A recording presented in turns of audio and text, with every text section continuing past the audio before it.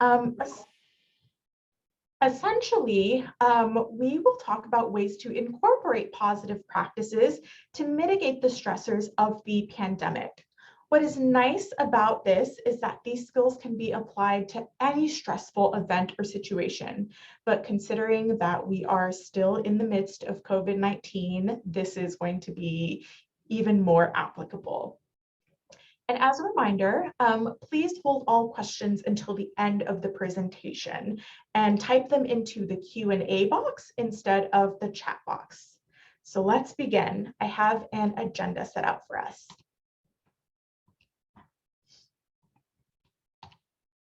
So for the agenda today, we're essentially going to start off by acknowledging how the COVID-19 pandemic has impacted well-being.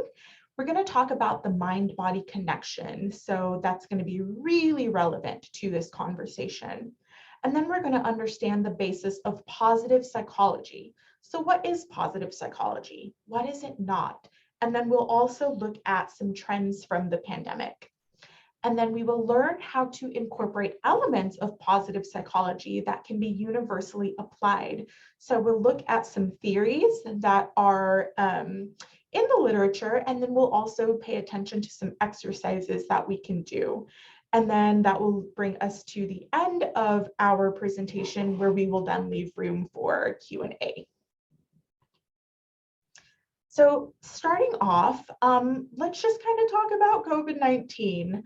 What we know is that this pandemic has taken a significant toll on mental health, and people around the world are experiencing very high levels of stress and deteriorated well-being. I think it's safe to say that most of us have, at some point over the last 2 years, definitely felt the impact of this pandemic, and it's been hard.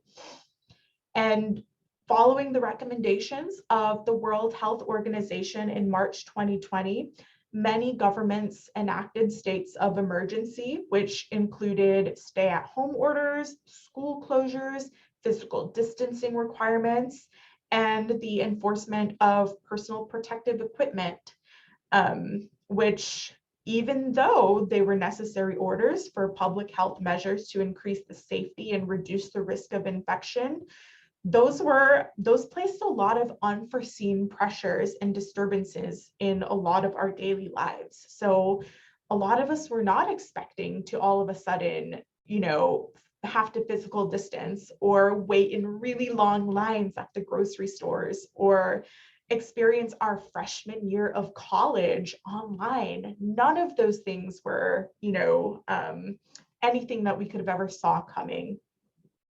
Additionally, fears of contracting the virus, concerns about the health of loved ones, economic hardships and job losses, social isolation, those are just a few of the many pressures that were experienced globally. And these stressors have led to high levels of generalized anxiety, depressive symptoms, psychological distress, sleep disorders, and even PTSD. And those are just a few among many other impacts. So that's what the research has demonstrated about COVID-19 and its impact on our psychological and physiological well-being. Now, what I want to talk to you or just really introduce is the mind-body connection. And we will see throughout this presentation why this is so important. So essentially, scientific studies continue to demonstrate that the hormones and neurotransmitters associated with emotion can also have physical effects. They can affect our blood pressure, our heart rate, our sleep patterns, and even our appetite.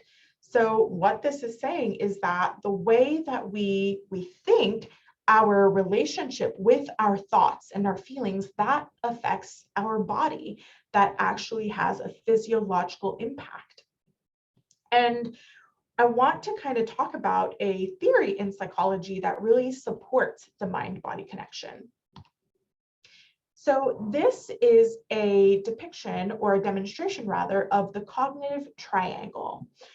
And the cognitive triangle shows how our thoughts, emotions, and behaviors affect one another. What this implies is that if you change your thoughts, how you feel and how you behave will also change. So you may notice that these arrows here, they're bidirectional, so they go both ways. And what that means is that all interactions between the states and observations are interrelated. So for example, your behaviors can impact your emotions just as your emotions can impact your behaviors. Addressing the thoughts, though, that tends to be the easiest way to disrupt the cycle. And what we're seeing from this picture is that there is a situation, and this is kind of where the cycle starts, but a situation is anything that happens in your life which will then trigger the cognitive triangle. So you can think of this pandemic, COVID-19, as the situation, or really anything that has ever come out of the pandemic as the situation. And that's going to trigger some thoughts that can impact your behaviors or thoughts that can impact your emotions. And then that cycle will just kind of take place. So thoughts, emotions, and behaviors, they all play a role in basically the experience that we have, the human experience. So now let's focus on positive psychology and why that's important and how that actually relates to the mind-body connection. So positive psychology is the scientific study of the strengths that enable individuals and communities to thrive.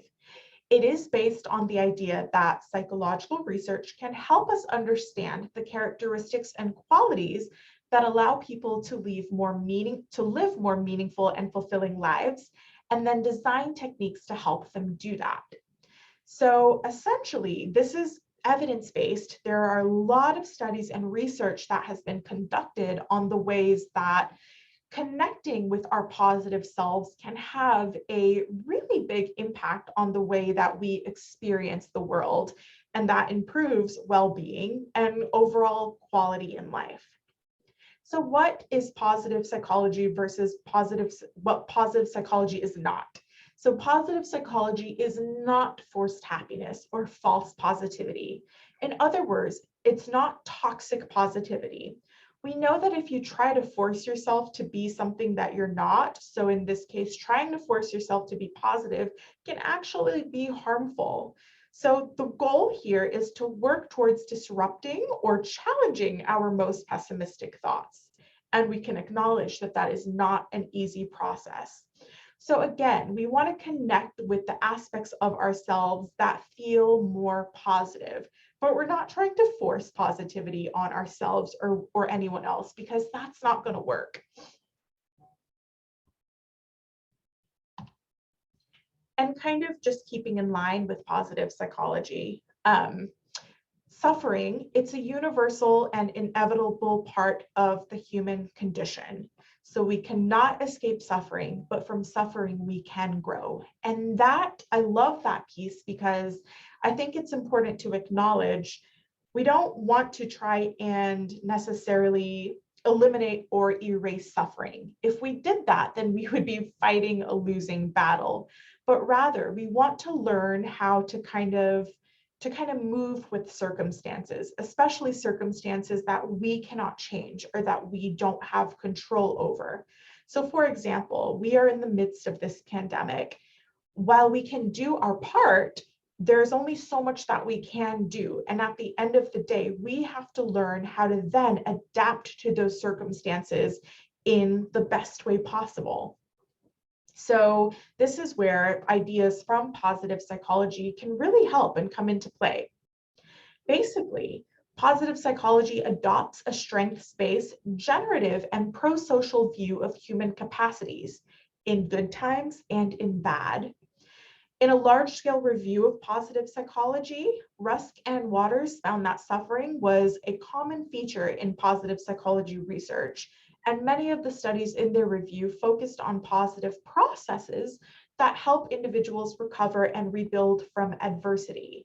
So, for example, mental toughness, resilience, hardiness, meaning, compassion, forgiveness, and post-traumatic growth. What this is saying is really that part of what makes positive psychology so powerful is the fact that the adversity or the suffering component, it exists. It's part of the equation. But when we go through those processes, it then allows for us to work towards building off of that and becoming stronger individuals. So I appreciate positive psychology because it invites this idea that it's okay to experience pain. It's okay to experience suffering and hurt. Now we're finding tools and techniques to kind of take those things and grow from them. So positive psychology and the pandemic. Here is what the research has shown. Essentially, what we've seen is that individuals can endure high levels of distress during extreme conditions, such as this pandemic, and still experience positive mental health. So feeling good, functioning well, and doing good. And we know that to be true. Even with an increase in anxiety and depression, happiness and life satisfaction were still present. Even though they were reduced, they were still there. And belief in a good life, hope for a positive future, use of strengths, and positive reinterpretation are factors that apply to the third way in which positive psychology can help during this pandemic. That is to build and expand coping processes that foster our growth. So let's get into some applications of positive psychology to really foster and increase well-being. Basically, Dr. Martin Seligman created the PERMA model in 2012. And I should also note that Dr. Martin Seligman he's been denoted as the founder of positive psychology. So he is considered one of the people who really contributed to this research and this field. So the PERMA model essentially stands for positive emotion, engagement, relationships, meaning, and accomplishments. I should also note that this is one of many models that exist, and there are also different iterations of this model. I know that there is PERMA Plus. There is also a model that kind of pays attention to 9 different characteristics, but for the purpose of this presentation, we're just going to focus on PERMA. So I'm going to start us off with the P in PERMA, and that's positive emotion. So positive emotion is much more than mere happiness. Positive emotions include hope, interest, joy, love, compassion, pride, amusement, and gratitude. Positive emotions are a prime indicator of flourishing, and they can be cultivated or learned to improve well-being. Research tells us that when individuals can explore, savor, and integrate positive emotions into daily life and visualizations of future life, it improves habitual thinking and acting. Positive emotions can undo the harmful effects of negative emotions and promote resilience, and that is needed more than ever, especially during a time like this. Increasing positive emotions helps individuals build physical, intellectual, psychological, and social resources that lead to this resilience and overall well-being. So the question is, how do I foster or build positive emotion? And some ways to build positive emotion include spending time with the people that you care about, doing activities that you genuinely enjoy, listening to uplifting or inspirational or just fun music, or reflecting on things that you are grateful for, and also just kind of reflecting on what's going well in your life at the moment. Sometimes that can be hard to do, but even if you were to just sit and think about what is something that I'm happy for, what is something that I feel really good about today, and just sitting with that and connecting with that, those are all ways to increase positive emotion. Let's talk about the E in the PERMA model, engagement. So according to Seligman, engagement is being one with the music. It is in line with the concept of flow from a psychologist whose name that I cannot pronounce. But essentially, flow includes the loss of self-consciousness and complete absorption in an activity. So in other words, flow means to really live in the present moment and focus entirely on the task at hand without judgment. Flow, or this concept of engagement, occurs when the perfect combination of challenge and skill or strength is found. People are more likely to experience flow when they use their top character strengths. So research on engagement has found that individuals who try to use their strengths in new ways each day for a week were happier and less depressed after 6 months. The concept of engagement is something much more powerful than simply being happy, but happiness is one of the many byproducts of engagement. So really, engagement is kind of another way or word for mindfulness, being really present in the moment, but not just present, present without judgment. And here are some ways that you can increase engagement. One, you can participate in activities that you really love, where think of the activities where you're losing track of time when you're doing them. You're so in the moment that nothing else matters except you and that moment. So practice living in the moment, even during daily activities or mundane tasks. That's another way of just really connecting or feeling more engaged.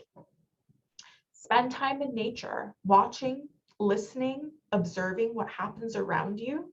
Sometimes that's just a really good way to disconnect from all of the noise that surrounds us, but to really hone in on something and to, again, really just connect with that moment. Identify and learn about your character strengths and do things that you excel at. That can be a really great way to just feel engaged. Focus on things that you're good at, continue to do those things, and continue to foster and develop that growth. So now let's focus on the R in the PERMA model, and that's relationships. So relationships encompass all of the various interactions individuals have with partners, friends, family members, colleagues, bosses, mentors, supervisors, and their community at large. Relationships in the PERMA model refers to feeling supported, loved, and valued by others. So when we think about this, it's not just your relationship with someone, but it's actually it's a good relationship. It's a positive relationship. Relationships are included in the model based on the idea that humans are inherently social creatures. There is evidence of this everywhere, but social connections become particularly important as we age. The social environment has been found to play a critical role in preventing cognitive decline, and strong social networks contribute to better physical health among older adults. So again, all of this is supported by evidence-based research.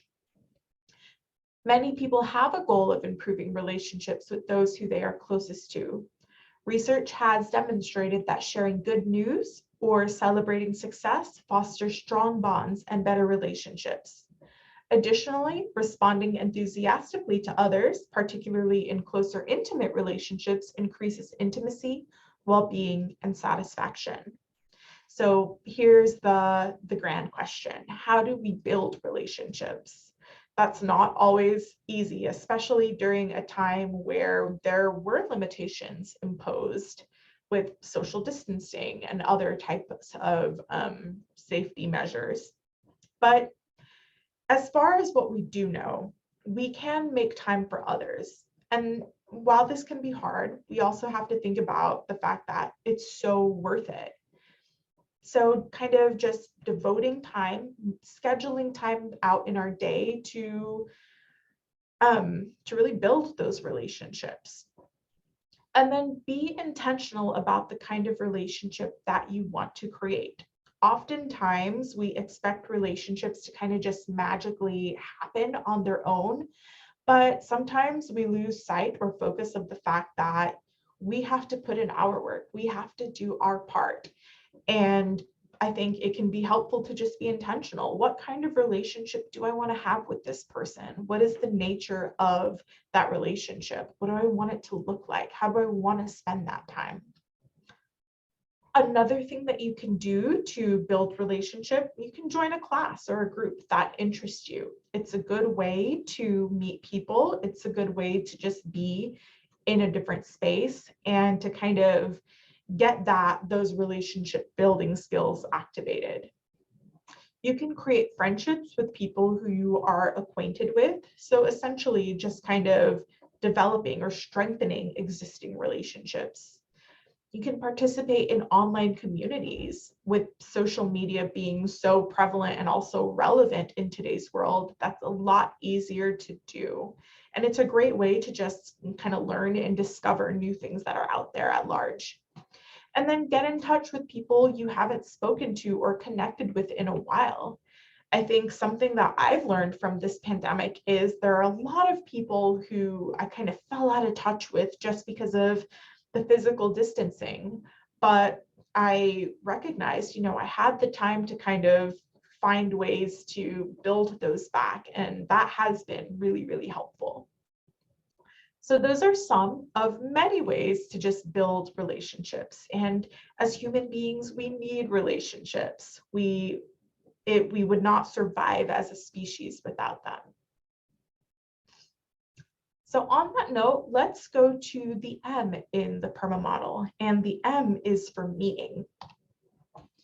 So another intrinsic human quality is the search for meaning and the need to have a sense of value and worth.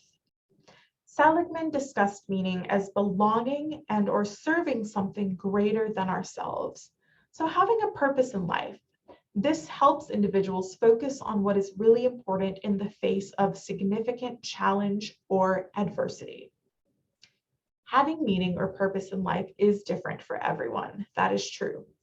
Meaning may be pursued through a profession, a social or political cause, a creative endeavor, or a religious or spiritual belief. I also think that meaning can also be cultivated through a lot of the relationships that we have. It may be found in a career or through extracurricular activities, volunteer or community activities. A sense of meaning is guided by personal values, and people who report having purpose in life live longer and greater life satisfaction and fewer health problems. So once again, that's a pretty big statement, but that is backed up by the research. So ways to build meaning. How do we do that? One, I will say, just disclaimer, it's a lifelong process. As we grow into our lives over time, the things that we connect to or that are become meaningful for us, that can change, and that is perfectly normal, and it's intended to change. Sometimes we see that our values change, and that's okay, or we're met with circumstances that kind of allow for us to really connect with different types of purpose or meaning. So ways that you can build meaning: get involved in a cause or an organization that matters to you. Try new creative activities to find things that you connect with. Think about how you can use your passions to help others, and spend quality time with the people you care about. So again, there are so many ways to really foster meaning, but those are just some that have been shown to really increase that sense of purpose in life. And then finally, let's talk about the A in the PERMA model, accomplishments. So accomplishment in this model is also known as achievement, mastery, or competence. A sense of accomplishment is a result of working toward and reaching goals, mastering an endeavor, and having self-motivation to finish what you set out to do. This contributes to well-being because individuals can look at their lives with a sense of pride. Accomplishment includes the concepts of perseverance and having a passion to attain goals. But flourishing and well-being come when accomplishment is tied to striving towards things with an internal motivation or working towards something just for the sake of pursuit and improvement. Achieving intrinsic goals, such as growth and connection, leads to larger gains in well-being than external goals, such as money or fame. Again, these ideas are supported and backed up by the research. So ways to build accomplishment. This I feel is one of the easier parts of the PERMA model that can be addressed, because truly an accomplishment or a goal can be met depending on whatever goal you set out to achieve. And goals can range from things that are maybe super big to things that are really small. So sometimes we can look at our goals as, I just want to get through the day. I just want to complete this one homework assignment and I'll be fine. Our accomplishments can also become a little bit more grand, as in, I'm going to apply for that job. I want to get this job, or I want to get this, I want to get through this internship, and that can be more long-term. But what I like about this is you have the power to decide how big or how small those accomplishments are, and that makes it feel more achievable. So ways to build accomplishment: set goals that are SMART. And SMART is actually an acronym that stands for specific, measurable, achievable, realistic, and time-bound. So set SMART goals. Reflect on past successes. Oftentimes, we might have an accomplishment or an achievement and move on from them, and we're kind of focused on to the next thing, more so future-oriented. And while that's okay, I think sometimes it then helps us kind of disconnect from what we set out to do in the first place, the meaning behind some of those earlier accomplishments. So even just being able to reflect on past successes helps us connect with or become attuned to our ability to achieve future goals. And look for creative ways to celebrate your achievements. I think that's so important, because what would an accomplishment or an achievement really be if we're not celebrating them? So as we kind of go towards the end of our presentation, I am going to now introduce a few exercises that we can do that really kind of puts all of these concepts into practice. So there are going to be 3 of them. And the first exercise is called 3 Good Things. All of these exercises are really, really easy. And if anything, I hope that they can jumpstart or at least inspire you to just connect with that positive side of yourself. So again, we're going to start with the first exercise, and that is called 3 Good Things. So 3 Good Things is a classic gratitude exercise where you are asked to write down 3 good things from your day, whether big or small. Practicing gratitude regularly has been shown to increase positive emotions and improve well-being. Practicing gratitude can also help to put things into perspective. So here are some examples of what this can look like. So here are 3 good things. I cleaned my room today. Or you can say something along the lines of, I'm so glad for that extra hour of sleep. Another way this might look is to say something like, even though my work is challenging, I'm thankful for this job. So I love this because it just helps us to really connect with the parts of ourselves or the parts of our days, the parts of our lives really that we're grateful for. And we don't always spend time doing that. We sometimes overlook those things, or we sometimes, again, are just so future oriented that we're not really connecting to those parts of ourselves or the parts of our lives where there are actually good things that are happening. So I really, really appreciate this exercise. And again, super easy.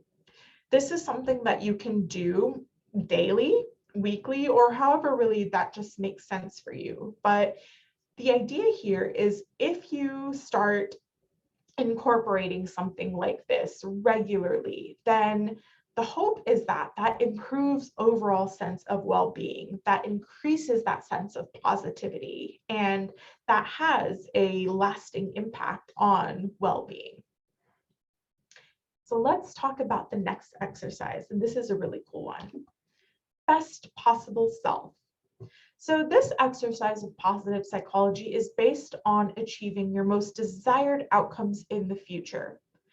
So what it says is, imagine yourself in a future where everything has gone right. You've accomplished your goals, and as a result, you've become your best possible self. What would your life look like? How would you spend your time? Who would be by your side? The best possible self exercise is a research-supported intervention for improving mood and increasing optimism, along with several other positive outcomes.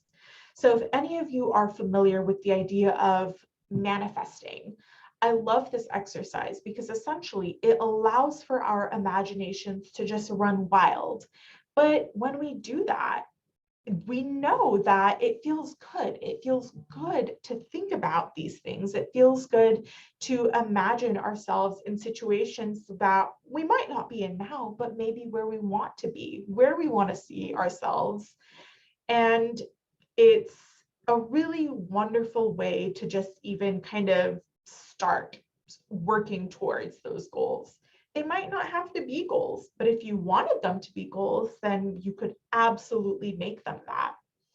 But this is, again, just a really wonderful exercise that is going to just increase those positive feelings. And the idea is that it does inspire you to work towards them. And then finally, exercise 3, this one's really sweet, the kindness journal. So this exercise allows you to think about what is good in the world and in your life. Kindness reflection can help to increase happiness and well-being. Write a kindness journal daily of the kind acts or gestures that you have witnessed or done personally in the day. This could be something small, such as you held the door open for someone or someone asked how you were. Research has found that acts of kindness is also beneficial for well-being. So that is absolutely true. Even if we are having a hard time connecting with gratitude or finding things in our days that we're feeling good about, do an act of kindness. And that doesn't mean you have to go above and beyond and extend yourself, but rather do something small for someone. And you will most likely find that that is going to have, even if small, some sort of positive impact on your well-being. So again, just to reiterate, we have the 3 good things. We have the best possible self exercise and the kindness journal. And there are so many other ways and activities, exercises, or resources that you can utilize. But I wanted to highlight those 3 because they're easy, they're accessible, anyone can do them, they don't cost anything. If anything, they just take a little time. But I mean, I think, again, if we're thinking about how do I connect with my positive self, that is something that takes time. It takes work, but it's well worth it. So with all of that being said, that brings us to the end of this presentation. And in conclusion, here's what we have learned today. We know that COVID-19 has led to significant rises in psychopathology and increases in negative emotional states in the general public. But we also know that research demonstrates how positive psychology practices can help to support mental wellness by strengthening one's psychological resources and capacities. Even in the face of crisis such as this pandemic, we can build up our meaning, self-compassion, capacity to cope, positive emotions, strengths, and so forth. And then again, just to reiterate, positive psychology is not toxic positivity, but rather a process towards recovering and rebuilding from adversity. So my final slide in this presentation is a quote, and this was pulled from an article by Buhegi et al. In 2020. And I liked this because I think it's so important. But managing COVID-19 is more than hand washing and social distancing. Instead, it's a story between hope and despair. So on that note, we are at the end of the presentation. I would love to have Q&A again. If anybody has questions or comments, please enter them in the Q&A section, not the chat box. And yeah.